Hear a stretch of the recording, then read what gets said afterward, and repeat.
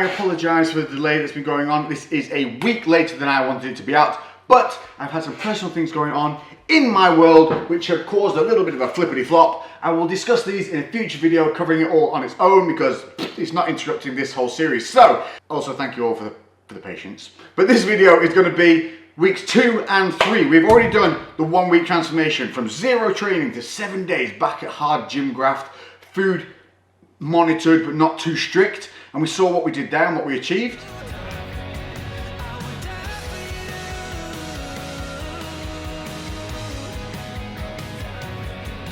This video is going to be weeks 2 and 3. Now, there has been some changes, I think, especially when I'm pumped and in the gym, and we're going to show you that. So you're going to get a physique update of my current physique, pumped and in the morning. Next video, week 4, I'm going to start dialing the diet in. That's going to mean food timing start coming in. So we'll cover that and how you go about doing that. In between those, you're going to get a wondrous, painful pump bicep video where we show you 3 awesome movements which will help expand your arms an inch and a bit just from a single workout. It is brutal but brilliant. But on this one I want to focus on some movements. Now, getting back into training, I've realized there's a lot of things. One, I wanted to make it more interesting. I wanted to enjoy what I was doing again and get back in the gym, and I want to try flipping things about, trying some movements that I've forgotten about that are really good, and also trying some new innovative movements which you might not have seen. And so in this video you're going to get my top 3 movements from the past 2 weeks that I've really liked and utilized a number of times to see some real benefit and gains. I hope you'll see that in the physique update too. And that's what we're going to do. We're going to carry that on through the rest of the video. So in each video you'll get some updated moves for you to try in the gym. This video we are going to concentrate on the training and what I'm doing with that. So with that said, let's crack on with this week's top movements. So we're starting off with one of my favorites that I've ever come up with, and that is this supported standing bicep curl. The brilliant thing about this is you can really focus on planting your feet, pulling your core nice and tight and keeping those shoulders back and stopping any rounding and body weight swing. It's honestly one of the best movements I've ever felt, and it completely isolates your mind to muscle with your bicep. Give this a go.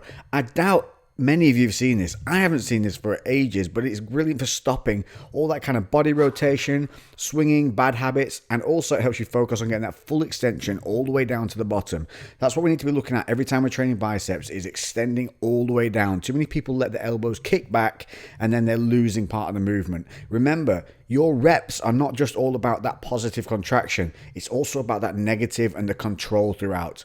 So with this one, you can do it single arms like I've done here. And then what I tend to do, and this is just a personal thing, I'll always finish on doubles. It's just a mental boundary breaker. When I feel like I'm coming to the end of it and I feel like that's my last rep, I take a 3 count and I smash out 2 to 3 double up reps. Give this one a go. It's an absolute beaut. Exercise number 2 is going to be naked rack pulls. The reason they're called naked is because we're not using any straps or belt.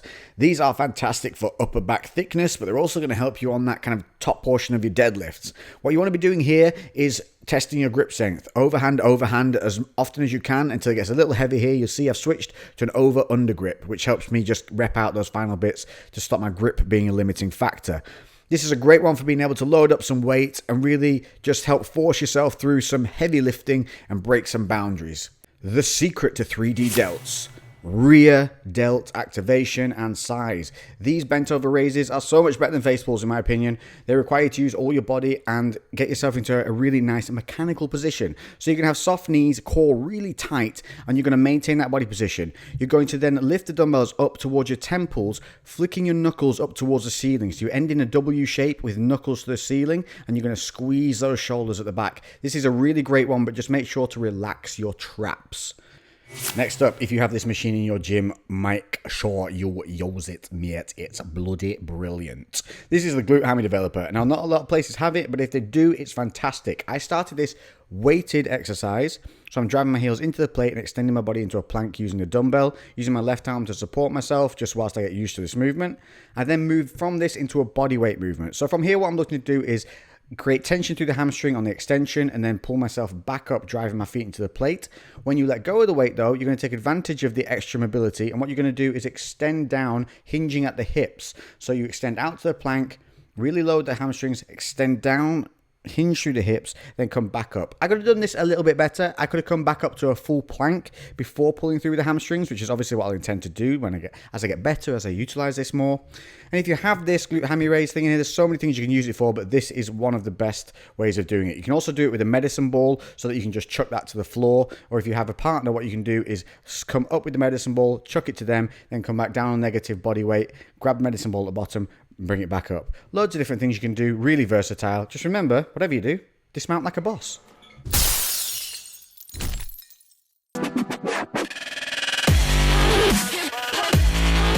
So the meat of this video today is going to be about the way I am training. And I think this method is going to really benefit a lot of you out there.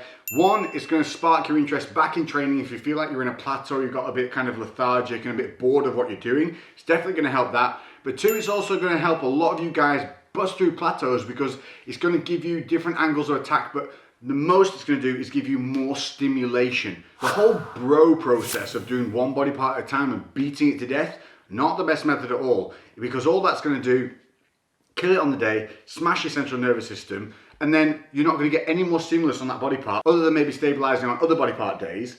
But that doesn't help because the way the body works is we only get like 48 to 72 hours of protein synthesis dedicated to a muscle we've targeted. After that, the stimulation is lost for the body to keep going to that area, repairing it and making it grow. So we need to retrain things every 72 hours. So the way I am training is known as high frequency training. And I have discussed this before, but it is a really simple concept. In the way it is now, it's in its most simple form, the way I'm doing it. And that is 3 body parts per session. 2 exercises per body part, 5 sets per exercise. Personally, at the moment, I'm doing that kind of 6 to 12 range. So due to the fact that we've not been training for ages and the stamina's not there, sometimes that lower set is going to be 6, but the upper ones are going to be 12. If it's much above 12 after the first set, I want to get that weight up there. Now, the way this works is simple. You're going to do 1 compound exercise and 1 isolation exercise for your 2 exercises per each body group.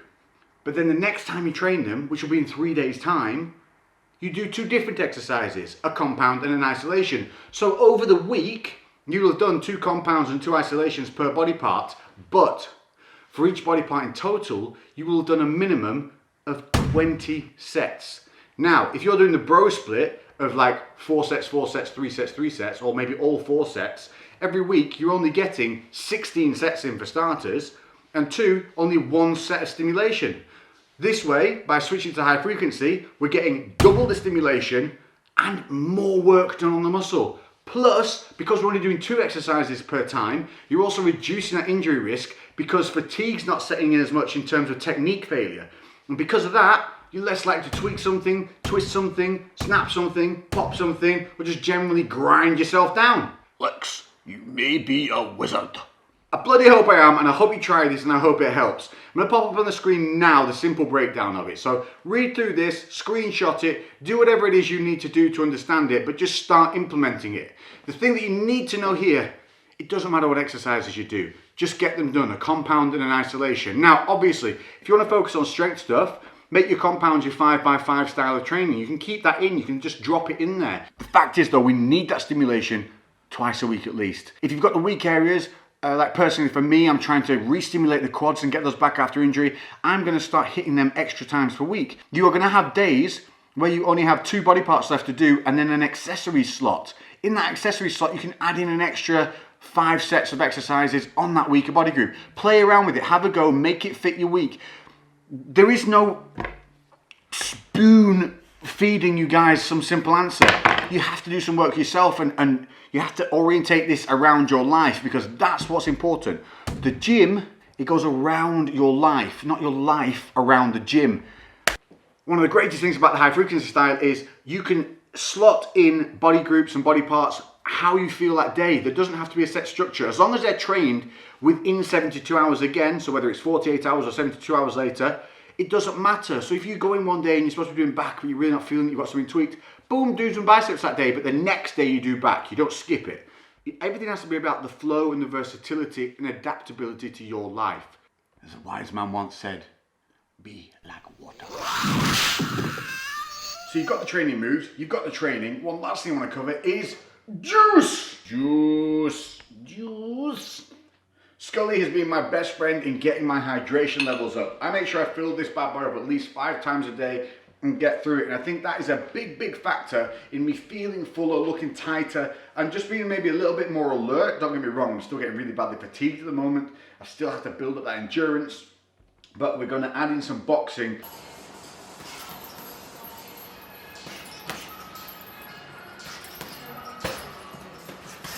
Next week, and I'm going to be going through that with you, how to add in bag work. So that's going to be really great for the fundamentals of getting fit and getting those lungs working. But yeah, in terms of a simple thing you can do straight away is start drinking more, because the more hydrated you are, the more impurities that you can alleviate from your body into the urinal, and you'll just feel better about life. And then you won't get all those like imbalances and whatnot from if you have a lot of salt one day, not so much the other, blah blah blah blah. One more thing, let's just take a moment of appreciation for one of my make your mornings happier purchases. And this is it, my retro, but not really retro, record player.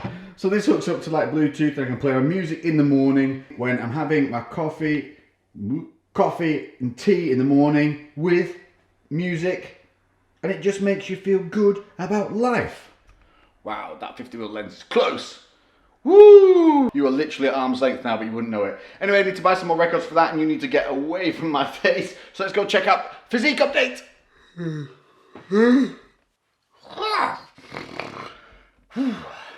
here we go. In the morning. Right, relaxed. I definitely feel like I'm tightening up here and around the lower back, because these are my problem areas. But we'll see.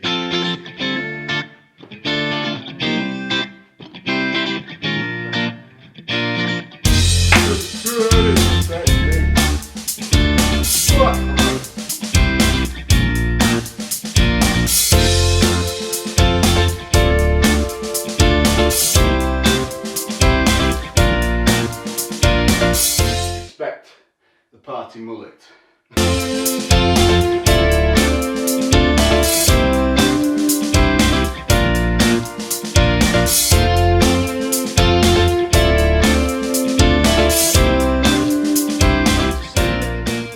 More details, just looking generally a little bit, come on Canon, I feel like I'm looking just genuinely a little bit tighter all the time, a little bit fuller. Whoa, lovely. Right, let's check out the chicken drumsticks. So remember, we're coming back from like that glute injury and all the mechanism imbalances and whatnot with training, just getting back into legs, and it's feeling really good doing it, but it crushes my soul every session. What I've started to do as of this week is I'm adding in 100 leg extensions, 100 reps of leg extensions over as many sets as it takes, once every other day, regardless of what else I'm training that day. So what I'm trying to do is just stimulate that area again that's been not neglected, but not firing properly for so long. And I really hope that's going to help bring back that fitness, because we've lost like, I don't know, a good 1.5 inches, maybe a bit more on each leg. So that's kind of poo, but this is where we're at. So I definitely feel like they're starting to at least show signs of looking like they're trained again. Calves are definitely getting a beast in as well, making sure I'm getting those. Hammies were never really too bad. Best hammy pose is it this one? That. But yeah, there we go. So, chicken drumstick story continues. We're going to finish up this video of a 3-dimensional look at my post-gym pump, so you're going to get an idea of what I look like, absolutely pumped to the eyeballs, because this is the reality of outside the gym and inside the gym, morning look versus in the gym look. So here you go at the end of this final set, chest, shoulders, hamstrings it was. So here's a little bit of a raw finish. Thanks all for watching. If you haven't subscribed already, please do so. I'll catch you in week 4 at the end of this week. No more dilly-dallying around. It will be out, I promise. Bleed now, bleed now.